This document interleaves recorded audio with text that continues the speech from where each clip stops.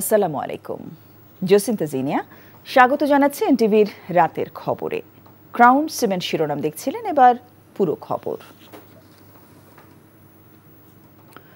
কয়েকদিনের মধ্যেই জাতীয় সনদের একটি পূর্ণাঙ্গ খসড়া রাজনৈতিক দল ও জোটের কাছে সরবরাহ করা হবে বলে জানিয়েছে জাতীয় ঐকমত্য কমিশন। আগামী সপ্তাহে বিশেষজ্ঞদের সঙ্গে এর খসড়া নিয়ে আলোচনা করা হবে। স্বাক্ষরিত সনদ বাস্তবায়ন পদ্ধতি কি হবে তাও আলোচনার মাধ্যমে নির্ধারণ করা হবে। এক সংবাদ সম্মেলনে এসব কথা জানান জাতীয় ঐকমত্য কমিশনের সহ সভাপতি ডক্টর আলী রিয়াজ। হাসান মাহমুদের রিপোর্ট। জাতীয় সংসদ ভবনের এলডি হলে আয়োজিত সংবাদ সম্মেলনে জাতীয় ঐকমত্য কমিশনের পক্ষ থেকে গত 5.5 মাসের কার্যক্রম পর্যায়ক্রমিকভাবে তুলে ধরে বলা হয়, 6টি সংস্কার কমিশনের মধ্যে সংবিধান সংস্কার কমিশন ছাড়া 5টি কমিশন মোট 165টি সুপারিশকে বাস্তবায়নযোগ্য বলে চিহ্নিত করে। প্রথম পর্বের আলোচনা শেষে 62টি বিষয়ে ঐকমত্য প্রতিষ্ঠিত হয়। তবে 25টি সুপারিশে প্রবল মতপার্থক্য থাকায় দ্বিতীয় পর্যায়ের আলোচনা থেকে অনেকগুলো বাদ দেওয়া হয়। প্রথম পর্যায়ের আলোচনায় কিছু বিষয়ে নীতিগত ঐকমত্য হলেও প্রক্রিয়া এবং পদ্ধতিগত বিষয়ে ঐকমত্য হয়নি। এগুলো হচ্ছে দ্বিকক্ষ বিশিষ্ট পার্লামেন্ট প্রতিষ্ঠা, সংসদে নারী প্রতিনিধিত্ব, তত্ত্বাবধায়ক সরকার ব্যবস্থা এবং রাষ্ট্রের মূলনীতি। দ্বিতীয় পর্বের আলোচনার জন্য সংবিধানের 70 অনুচ্ছেদ সহ 20টি মৌলিক কাঠামোগত বিষয় অন্তর্ভুক্ত করা হয়, যার মধ্যে সরাসরি প্রতিদ্বন্দ্বিতায় নারীদের অংশগ্রহণ বৃদ্ধির বিষয়ে সবচেয়ে বেশি নোট অব ডিসেন্ট দেয় রাজনৈতিক দলগুলো। সংসদীয় স্থায়ী কমিটির সভাপতি, বিচার বিভাগ বিকেন্দ্রীকরণ, নির্বাচন ও পুলিশ কমিশন গঠন সহ 11টি বিষয়ে একমত হলেও সংবিধানের 70 অনুচ্ছেদ সংশোধন, প্রধানমন্ত্রীর একাধিক পদে থাকার বিধান, রাষ্ট্রপতি নির্বাচন, রাষ্ট্রের মূলনীতি সহ 9টি বিষয়ে নোট অব ডিসেন্ট বা ভিন্নমত দিয়েছে রাজনৈতিক দলগুলো। দ্বিতীয় পর্বের আলোচনায় 11টি বিষয়ে কোনো ধরনের ভিন্নমত বা নোট অব ডিসেন্ট ছিল না। বাকি 9 বিষয়ে নোট অব ডিসেন্ট সহ সিদ্ধান্ত গৃহীত হয়েছে। ফ্যাসিবাদী ব্যবস্থার উত্থান হয় যে সমস্ত কারণে, সেগুলোর ব্যাপারে রাজনৈতিক দলগুলোকেই আসলে অগ্রণী ভূমিকা পালন করতে হবে। কমিশন জানায়, জাতীয় সনদের একটি পূর্ণাঙ্গ খসড়া রাজনৈতিক দল ও জোটের কাছে সরবরাহ করা হবে দ্রুত। আগামী কয়েকদিনের মধ্যেই একটি পূর্ণাঙ্গ খসড়া কমিশনের পক্ষ থেকে রাজনৈতিক দল ও জোটসমূহের কাছে পাঠানো হবে। স্বাক্ষরিত সনদের বাধ্যবাধকতা নিশ্চিত করা এবং বাস্তবায়নের পদ্ধতি কি হবে তা রাজনৈতিক দলগুলোর সঙ্গে আলাপ আলোচনার মাধ্যমে নির্ধারণ করা দরকার। সেই লক্ষ্যে কমিশন এই বিষয়ে বিশেষজ্ঞদের সঙ্গে আগামী সপ্তাহে আলোচনা করবে। 32টি রাজনৈতিক দল ও জোটের সঙ্গে দীর্ঘ আলোচনায় সহযোগিতা করার জন্য দলগুলোর প্রতি কৃতজ্ঞতা জানায় commission. Hasan Mahmud, NTV news, Dhaka. আসছে নির্বাচনের মধ্য দিয়ে জনগণের রায়ে বাংলাদেশকে গণতান্ত্রিক ও কল্যাণ রাষ্ট্র হিসেবে গড়ে তোলা সম্ভব হবে বলে মন্তব্য করেছেন বিএনপির ভারপ্রাপ্ত চেয়ারম্যান তারেক রহমান। শুক্রবার বিকেলে গুলশানে বিএনপি চেয়ারপারসনের রাজনৈতিক কার্যালয়ে 12 দলীয় জোট এবং এলডিপি ও লেবার পার্টির নেতৃবৃন্দের সঙ্গে মতবিনিময় সভার প্রারম্ভিক বক্তব্যে তিনি এই কথা বলেন। তারেক রহমান বলেন, 31 দফার আলোকেই সবকিছু করা যাবে। সকলে দীর্ঘ আন্দোলনেই ফ্যাসিবাদের পতন হয়েছে বলেও উল্লেখ করেন তারেক রহমান। সবাই উপস্থিত ছিলেন বিএনপি মহাসচিব মির্জা ফখরুল ইসলাম আলমগীর সহ বিএনপি স্থায়ী কমিটির সদস্য ও নেতৃবৃন্দ। আইন শৃঙ্খলা কিছুটা ভঙ্গুর থাকলেও নির্বাচন আয়োজনে বিএনপি কোনো শঙ্কা দেখছে না জানিয়ে দলটির স্থায়ী কমিটির সদস্য সালাউদ্দিন আহমেদ বলেছেন, জনগণই ভোট কেন্দ্র পাহারা দেবে। অন্যদিকে স্থায়ী কমিটির আরেক সদস্য হাফিজউদ্দিন আহমেদ বলেছেন, ভোটে দাঁড়ালে যাদের জামানত বাজেয়াপ্ত হবার শঙ্কা আছে তারাই নির্বাচন পেছাতে চায়। শফি মাহমুদ সাগরের রিপোর্ট। রাজধানীর গুলশানে নিজ বাসভবনে বিএনপির স্থায়ী কমিটির সদস্য সালাউদ্দিন আহমেদ সাম্প্রতিক নানা বিষয় সম্পর্কে গণমাধ্যমের প্রশ্নের জবাব দেন। জানান, আসন্ন জাতীয় নির্বাচন নিয়ে দলীয় প্রস্তুতি শুরু করেছে বিএনপি। নির্বাচন আয়োজনে সরকারের উপর বিএনপির আস্থা আছে জানিয়ে তিনি বলেন, জনগণই সুষ্ঠু নির্বাচন আয়োজনে প্রধান ভূমিকা রাখবে।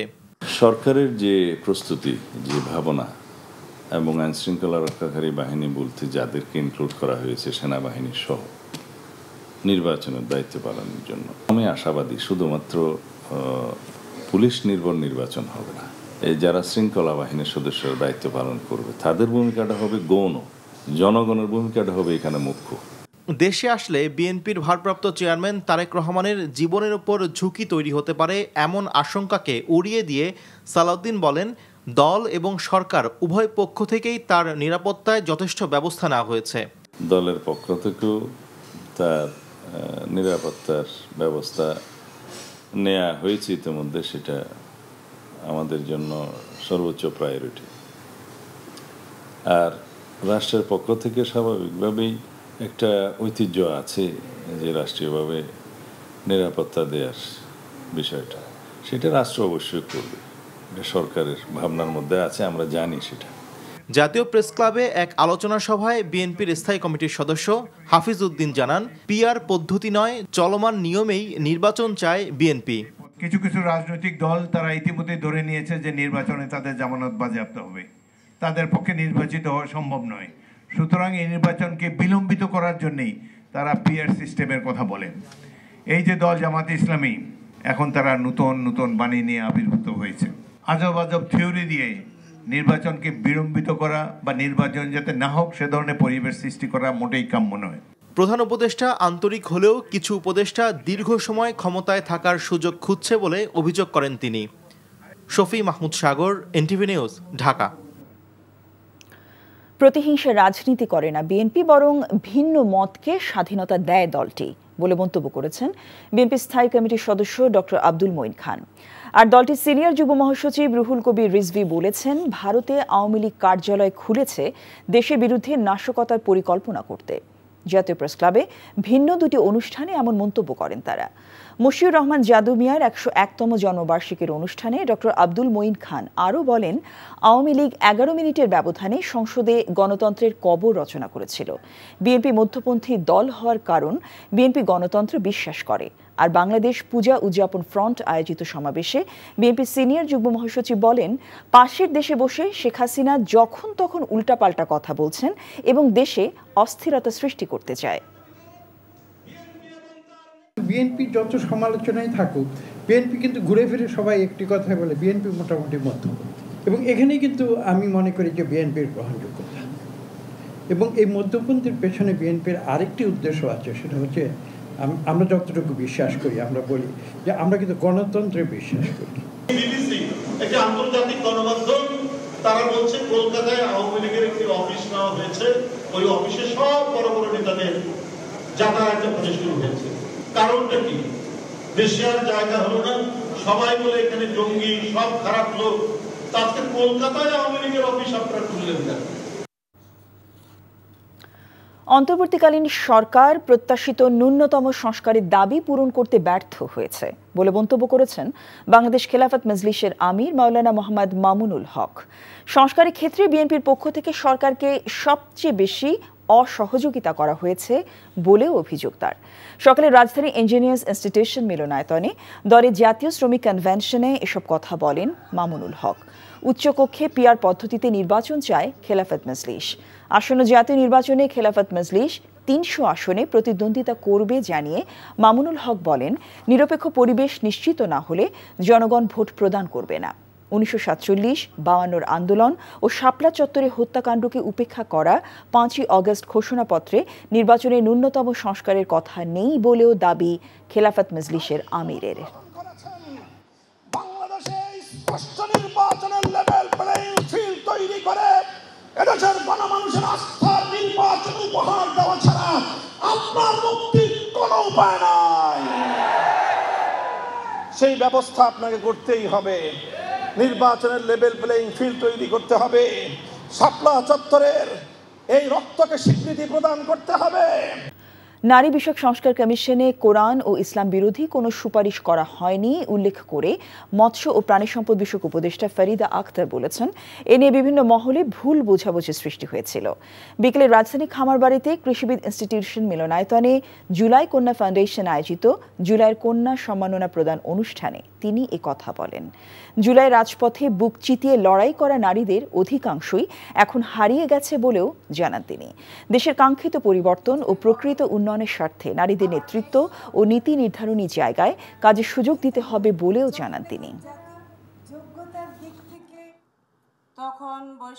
সম্পত্তির অধিকারের ব্যাপারটা উত্তরাধিকারে মেয়েরা যে ভাইদের অর্ধেক পায় বা যে অসম একটা বন্টনের ব্যবস্থা আছে, নারী কমিশন রিপোর্টে আমি দেখেছি এবং সেটাতে এটা বলা হয়েছে যে ধর্মীয় আইন যারা মেনে উত্তরাধিকারের তারা সম্পদ বন্টন করতে চায় সেটা অবশ্যই থাকবে, সেটা বদল করার কথা বলা হয়নি। এখন পর্যন্ত দেশে নির্বাচনে পরিবেশ নেই, তবে লেভেল প্লেইং ফিল্ড তৈরি হলে জাতীয় পার্টির সংসদ নির্বাচনে অংশগ্রহণ করবে বলে জানিয়েছেন দলটির মহাসচিব ব্যারিস্টার শামীম হায়দার পাটোয়ারি। সকালে রাজধানী কাকরাইলে জাতীয় পার্টির কার্যালয়ে এক সংবাদ সম্মেলনে এই কথা বলেন তিনি। অভিযোগ করেন নির্বাচন কমিশন অনিবন্ধিত দলের সাথে কথা বলছে, অথচ নিবন্ধিত দল জাতীয় পার্টির প্রতি বৈরী আচরণ করছে। জাতীয় পার্টি থেকে যাদের বহিষ্কার করা হয়েছিল আদালতের রায় অনুযায়ী তারা এখনও বহিষ্কৃত আছেন এবং তাদের দলের কাউন্সিল ডাকা ও কার্যক্রম পরিচালনা বেআইনি বলেও জানান ব্যারিস্টার শামীম। কেউ কেউ আদালতের রায়ের অপব্যাখ্যা দিয়ে দলের বিভিন্ন পদের নেতা দাবি করে যে প্রচারণা চালাচ্ছেন তার কোনো ভিত্তি নেই বলেও জানান জাতীয় পার্টির মহাসচিব।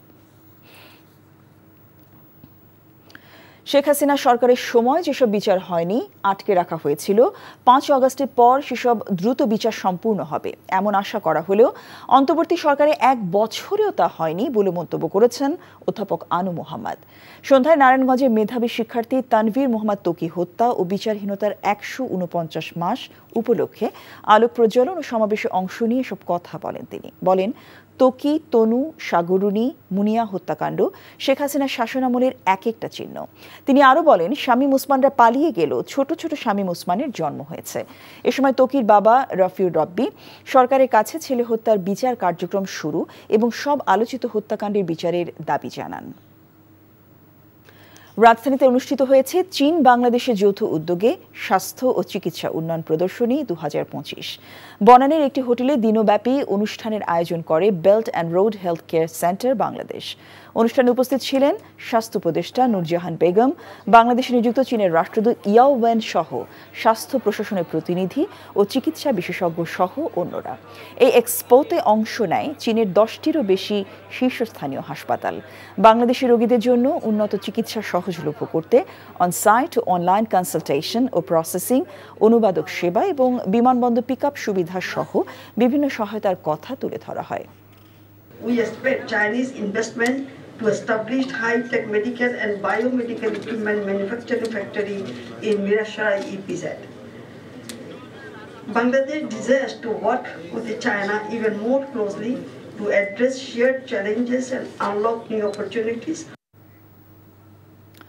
মাইলস্টোন স্কুলে যুদ্ধবিমান বিধ্বস্তের ঘটনায় নিহত ও আহতদের জন্য দোয়া ও মিলাদ মাহফিলের আয়োজন করেছে উত্তরা ফ্রেন্ডস ক্লাব।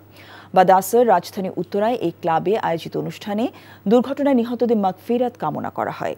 আহতরা যাতে দ্রুত সুস্থ হয়ে স্বাভাবিক জীবনে ফেরে সে কামনাও করা হয়। এ সময় উপস্থিত ছিলেন ক্লাবের প্রধান উপদেষ্টা, সাবেক সংসদ সদস্য এম.এ. খালেক, সাবেক সিনিয়র জেলা ও দায়রা জজ রেজাউল করিম সহ ক্লাব সদস্যরা। উত্তরা ফ্রেন্ডস ক্লাব ফাউন্ডেশনে আগত অতিথিরা বক্তব্যে নিহত পরিবারের প্রতি সমবেদনা জানান।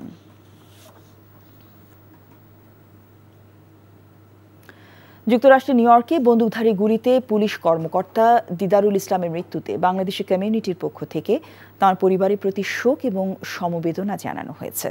স্থানীয় সময় বৃহস্পতিবার সন্ধ্যায় জ্যাকসন হাইটসের ডাইভার্সিটি প্লাজায় বাংলাদেশ সোসাইটির পক্ষ থেকে একটি শোক সভার আয়োজন করা হয়। এতে মূলধারার রাজনীতিক, কমিউনিটি লিডার এবং নিহত দিদারের কর্মস্থল NYPD সহকর্মী অফিসাররা উপস্থিত ছিলেন। কমিউনিটি বিপুল সংখ্যক মানুষ প্রয়াত দিদারের প্রতি শ্রদ্ধা জানিয়ে পুষ্পস্তবক অর্পণ ও শোক বইয়ে স্বাক্ষর করেন। এছাড়া মোমবাতি জ্বালিয়ে তার প্রতি সম্বর্ধনা জানায়। এ সময় নিহত দিদারের 2 শিশুপুত্র ও বৃদ্ধ বাবা সহ পরিবারের অন্য সদস্যরা উপস্থিত ছিলেন। কমিউনিটির পক্ষ থেকে দিদারের বাবার হাতে একটি সম্মাননা পত্র তুলে দেওয়া হয়। এ সময় দিদারের বাবা কান্না জড়িত কণ্ঠে তার প্রয়াত সন্তানের জন্য সবার কাছে দোয়া প্রার্থনা করেন। Didarul Islam uniform officer is here.